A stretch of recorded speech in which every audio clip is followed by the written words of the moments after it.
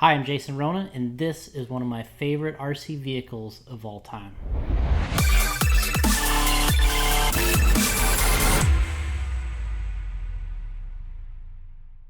The Team Associated RC10GT has to be one of the most successful vehicle platforms of all time in the RC racing scene. And to kind of start this conversation, I think we have to rewind a little bit to when they got this project going.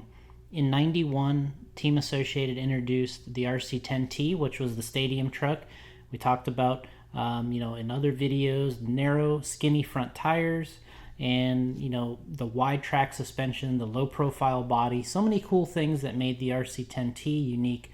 But when it came time for the gas truck to be the next emerging class, Team Associated had to kind of go back to the drawing board and incorporate that RC10GT with the RC10T platform. So to start off with, we had Cliff Lett, we had Brian Kinwald at the time, Curtis Hustings, and we also had Roger Curtis, who worked on this RC10GT platform. And what was really kind of cool about this project, and that was coming from my era of racing, where Team Associated had already had 20 years of racing experience on gas racing vehicles. So 8-scale on-road was really a big class for them.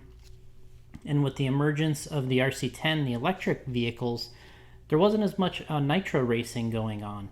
And when this class started to boom, and I believe Traxxas and a few others had a vehicle that was a gas-powered or nitro-powered stadium truck, the Traxxas Hawk, I believe, was their kind of one of their popular vehicles at the time.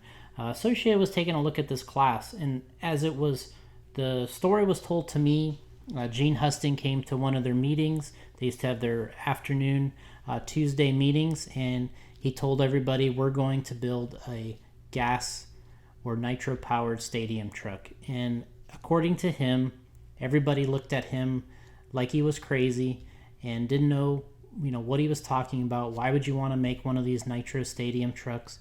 And, he pointed to some of the success he had seen in the market and things that he saw what was going on, and people starting to race this class. There was this Traxxas Hawk out there. I don't know if it was called the Nitro Hawk. One of those vehicles that they had, and it was doing well. And then on the racetrack, and you can tell when things are starting to boom, you start to see these conversion kits. And there was a few conversion kits for the RC10T. One of them was by A-Main and Dungeon. And there wasn't a similarity between A-Main then and the A-Main we have today, but I believe everybody just called it the Dungeon conversion kit for the RC10T. And it was a nice truck, but a lot of machine parts, things turned backwards to make it work, and using other components from vehicles. But in a very early event in 1993, Team Associated released the guys out to a race in California. I believe it was the Nitro Challenge or an event of that magnitude at the time. And Kinwald actually won the event using this Dungeon conversion kit on the RC10T. And then you could see the project kind of started. You could see, hey, what are these guys doing out here racing some 10-scale nitro trucks? And then all of a sudden you see Kinwald winning this race, and it was already, you could see his truck wasn't quite a stock of a conversion vehicle. So you could see already the things were starting to happen. And then we get through 1993, the Kinwald's the hottest driver kind of on the circuit. He wins the Worlds that year, and with an RC10. And then the big release in that year was, at the end of the year, was the RC10GT. So it took them about a year or so to come out to release and finish this project. But what you got was a completely race-ready truck out of the box, and that really wasn't available at the time. Like we talked about, there was the Traxxas vehicle out there that was doing well in the market, but there wasn't really that hardcore race truck like the Associated truck. Then came the GT. So this was the kit box that I received. It looked like this isn't the exact one, but in 1993, it was a Christmas. A UPS was still delivering, and I got this in a shipment from Associated, and it was the brand new nitro gas truck. So in my experience, I had zero gas racing experience. I bought a little OS 12 engine, got some dynamite fuel, a glow igniter, watched the video that came with the kit. It was really neat back then. Was a video came with the kit explaining to you how to tune the engine, finish and build the truck, get it going, and that's what I did. Is I followed the VHS tape, ran at Lake Park in Tampa with a brand new truck, and it was great right away. Really fun truck, and some features about this truck that made it so good, which I don't think people really knew at the time, but really this truck was mid-motor. With the engine being located where it was, right behind the fuel tank, it was really kind of the first generation of a mid-motor platform vehicle. They took, and this thing had a lay-down transmission, they took the stealth transmission, which they were using in the buggy, which was kind of stand-up with the motor in the back. They turned it around, they laid the transmission down, and then, set the engine in place.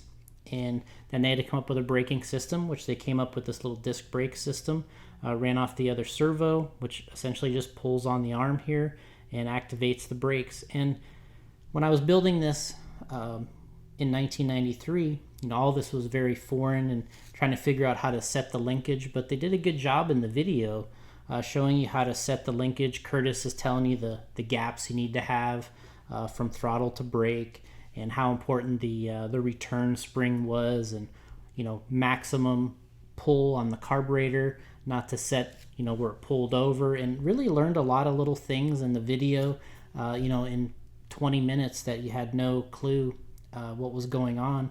But that's how we did it then. We got the RC10GT running. The whole front end is pretty much it was just an RC10T front end, but they remade the stamped aluminum chassis to accommodate the engine, the narrower platform. Had to build the new gas tank, which I was told at the time that the gas tank was the most expensive project they ever had. And then moving back, of course, we talked about the transmission being lay down, which now today we know all the two-wheel buggy cars have lay down transmissions. They put the motor here, and we have the battery up here. Well, the gas truck was already doing this back then. The only difference is they hung the receiver pack in the back off the bumper. So they wanted to put a little weight in the back, and they went ahead and put that battery back here. And the truck had no anti-squat in the suspension mounts. The other two-wheel drive buggy and truck had a little bit of anti-squat. It still had the 3 degrees of toe in, but that was really pretty much it. Some solid engine mounts down on the chassis, and they really kind of promoted that all the aluminum on the truck, the chassis, the motor mounts, everything connected to the engine was like a big heat sink. So when the engine got hot, of course it went down through the mounts into the chassis, and really kind of was a big heat sink. And the truck really had a lot of success. I personally won a ton of races with this thing. I thought it was the best vehicle that they probably had at the time.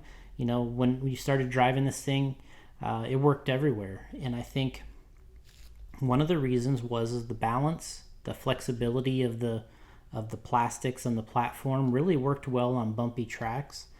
So I think for sure that this is one of the greatest vehicles and platforms. And when you look again, like when we go back and look at some of these other vehicles that have been favorites, they're simple. And that's what this Associated was so good at with their platforms in that day, is they would use as many parts as they could from another platform. They would make the conversions necessary to make it perform, and then they could put the price tag on it that was, really entry-level friendly. And I think that was something that they were good at in those days. So starting with, obviously with Kinwald in 93 doing the testing, running that Dungeon truck, they come out with their own truck in December of 93, and this truck really started to just take off like fire. I mean, this was the most popular vehicle on the market and in the racing scene. And it was really tough for a lot of people to understand at first because of this nitro thing was a little foreign to them. They didn't really quite grasp why this was doing so well. But you can see how many trucks we have here, and all of them kind of represent a little bit of a different generation of this vehicle. And it was just so successful that you could see they had to make little changes over time. And probably our most original version, with the stock body on here, was the one that when they still had all the plastics were still white in color. They went right down the line. The truck looked pretty much like a RC10 or an RC10T from those days. Black anodized chassis, white suspension parts, and it just looked really immaculate in the pits, especially if it was clean. You had a clean racing track.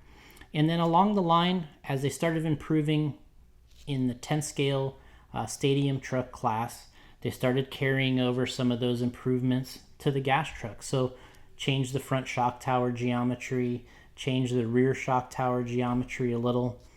They eventually went to different A-arms, which the A-arms were a carryover from, at this point, they made a generation change to the T2, and those T2 arms became arms on the RC10GT. So you can see all this simplicity of the parts being interchangeable starting to work in their favor again, where you make something new or an update, now it comes down the line, it can be used in the whole lineup of vehicles. Something that doesn't happen as much today. Things are more specific today, but I think this GT was really a good example of that. But we pick up here, which was kind of the probably the second generation or dipping into the third generation of the GT, which was still the aluminum tub chassis, and at this point they went to all the parts now were in the black color, which that was a change they made on the T2, and then going into the B2, all the plastics and the parts were now the same color. They all went to the black color, and was really kind of a big change at the time because the Associated products were so known to look a certain way with the RC10. But you can see here on this GT, now this was, like we said, second or third generation, using the T2 style arms, but still all the other parts are pretty much original to the same release GT. Now they're just in black. So this was, probably the first update to the vehicle. And you can see here we got some MIP CVDs on the back of this, which, all the aftermarket companies started to hop on this vehicle, making things like the CVDs and different items to make the truck work and perform. And, Associated would use those in the kit here and there if it was an improvement. And in this truck here, we have the CVDs on it, which came out really nice. So this truck, was successful just as long as the first one was. And then there was another transition. When we got to the T2 and the T3 days of the stadium truck, we realized that making the trucks longer, the chassis length longer, was better. And again, this is something that probably started with Brian Kinwald, but the trucks getting longer became a benefit. So the next time they went in and redesigned this truck, they decided to make a flat aluminum blue chassis and extend the length so that it was on par with like the T3 and the other stadium trucks that were on the market. So and in this time, the truck maintained its undefeated streak in the Roar Nationals. So they had the 10 scale gas truck Roar Nationals, and the truck was undefeated. And during this time, all these little upgrades were being made to the truck. The competition was starting to come out. TLR, or Team Losi at the time, released some great trucks like the GTX. Then they had the next variation of the truck after that. So they kept staying on it. They were trying to keep up with the GT, and they were doing a tremendous job on the 10 scale two-wheel drive and stadium truck front with the LXT, the Double X, and then eventually the Double XT, which I think probably surpassed the performance of some of the Associated vehicles like the RC10 and the RC10T and some of the others. Losi had surpassed them there. But in this gas truck division, in this market, this GT was just unbeatable. They started saying, you still can't beat a GT. And for some reason, this truck in the hands of Billy Easton, Mark Pavidis, and all these guys on a national level, and then, us on a regional level, either being in the main at the nationals and or locally within Georgia, Florida, all of our regions, the truck just won. And then we entered Richard Saxton into the equation, who became really the gas truck racing expert, or maybe the first pro gas nitro racer, and really took gas truck to the next level. Richard was the hero of this class. He's, we talk about these classic builds, the Jay Halseys, the Cliff Letts, the Brian Kinwall builds in the Associated realm. Well, the build to make in gas truck is the Richard Saxton build. He kind of has that classic paint job. Him and Regan used to just kill it in this class, and did such a good job through all the generations, giving the best guys a run for their money and winning his fair share of races. So going into making that next generation, getting that truck longer to compete with everything else that was coming out in the time, the parts were still the same for the most part. All the plastics, the suspension arms, the ball cups, things that you look at today and you say, how did this work? How did it last? It worked perfectly. 45-minute mains. The GT was just a terrific platform. And one of the first vehicles that Associated built as an RTR was the RC10GT. In the story, the way I was told is Gene once again stood up for this gas truck, and he told the company at the business meeting they had, we're going to make an RTR GT. And he said everybody once again looked at him like he was crazy, but he went through with it, made an RTR GT, and from there on out, they were in a whole different business. RTR cars, ready to run in the box, radios, pre-built cars, and it was a whole different business model then.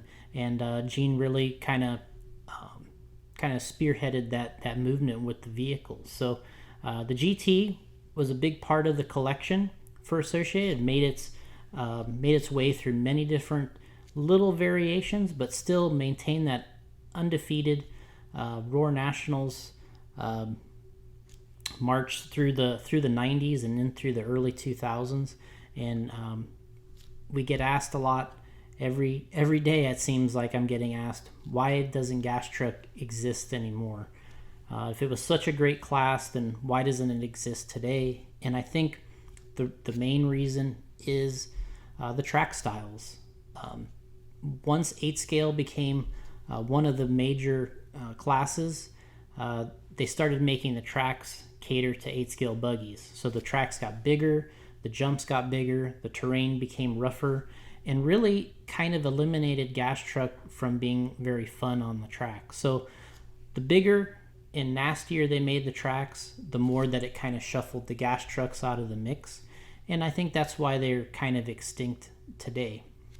The ideal track for these vehicles is kind of the outdoor backyard tracks that are made for 10 scale off-road, 2-wheel and stadium truck are perfect for gas truck. You add a pit lane, and those were the perfect locations. 30, 45-minute mains. We ran a lot of 30-minute mains.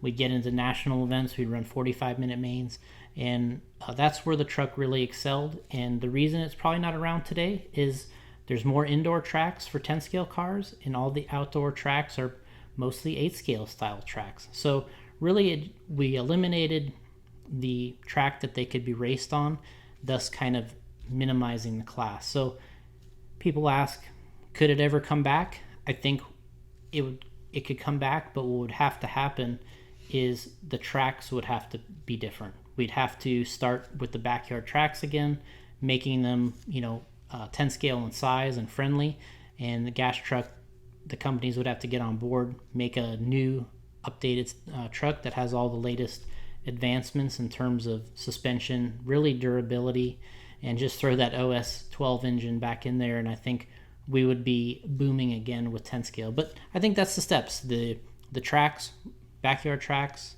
the size, the obstacles would all have to be 10 scale friendly, and then the manufacturers jump in with a couple vehicles to make it interesting again.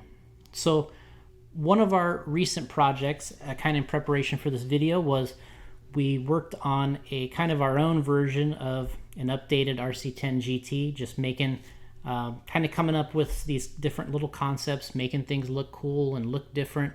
Got together again with Jason Santos, who helped us build and prepare kind of our new RC10GT. So what we did is there's so many blue chassis, there's so many black chassis vehicles out there that we went with. We decided to anodize this thing red. We used as many of the original looking parts as possible. And, we got into some of the details, things that I wish I had when I raced it, which was like the receiver box that was sealed. We went ahead and I designed one of those. We 3D printed it, put it inside the truck. We went through and we found the old square OS engine head for this that was also red, matched up in the engine department. And we went with the heavier duty ball cups and ball ends that are a little more durable today, and we threw some current J-Concepts tires on it, and we were also able to outfit it with our re-release of the original Team Associated version 2 body. So along those lines, every time they updated this truck, seems like the body went through a little bit of an update. Went from the original, a little more chiseled look, to it got softer in body lines, a little more friendly for durability, and there was some length adjustments over time too. But we went with that body style, gas truck body 2, and from the 1996 year, and Jason got this thing built, and just looks tremendous. We just love the way this thing looks, and I think it really kind of captures that era, and really looks like something we'd want to race today with all the latest advancements. So the RC10GT, definitely one of our favorite vehicles of all time here. One for me, for sure.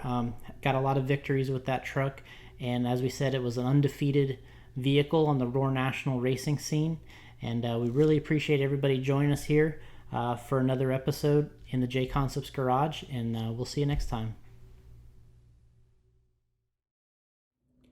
All right, one thing I wanted to make sure to talk about was Jared Tebo, his excellence with the RC10GT. Now, he won more Roar National titles than anybody else, but it took place really at the end of the 90s and early 2000s. So the majority of this video has to do with the 90s generation and the release of the truck and the success, but he really took control of this truck late 90s, early 2000s, but he won more titles than anybody with the RC10GT, and then later the GT2, which is a totally different truck altogether. So what we got here is hopefully a video with Jared talking about the RC10GT and all of his success with it, and we want to make sure to point that out, is how successful he was with that truck.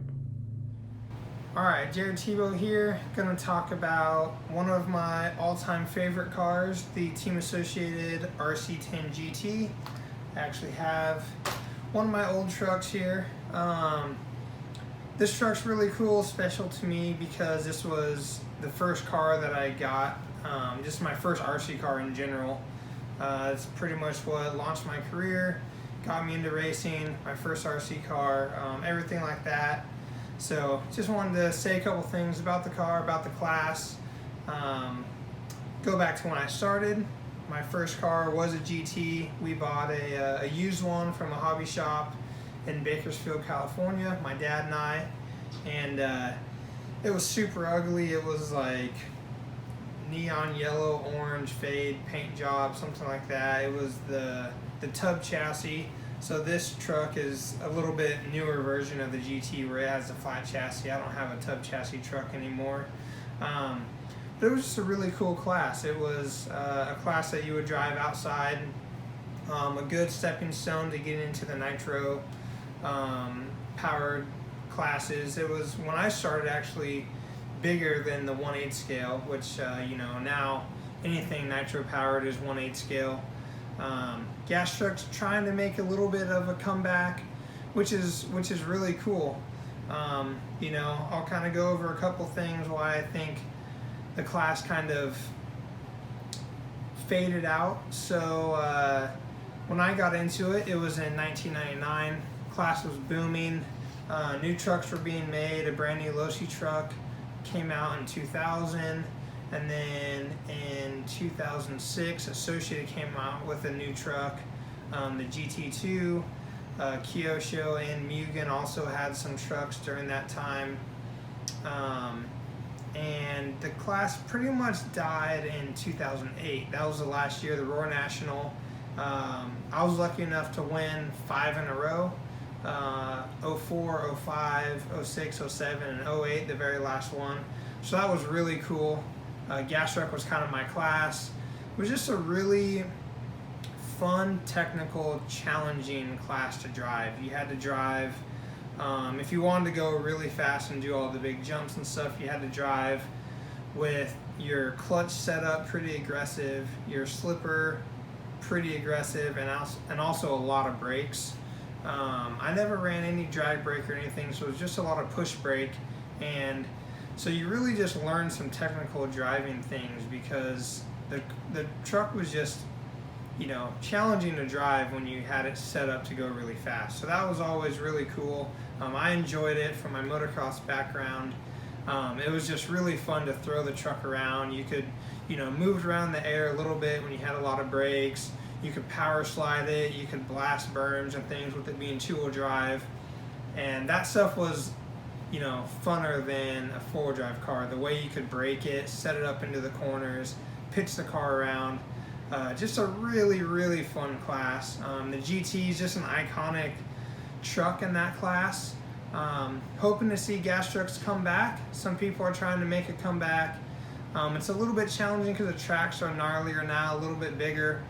But hopefully this will encourage some people to have some smaller tracks, which I think will bring back the outdoor racing. The smaller tracks are easier to maintain, easier to work on. You need less turn marshals. So I think having smaller outdoor tracks will actually bring back the outdoor scene, and I think bringing back gas truck would maybe even allow some people that can't afford to race 1/8 scale be able to race outdoor with a nitro class, and just to have fun. I think it brighten up your RC experience, and they're just super fun. So yeah, little throwback to the RC10 GT.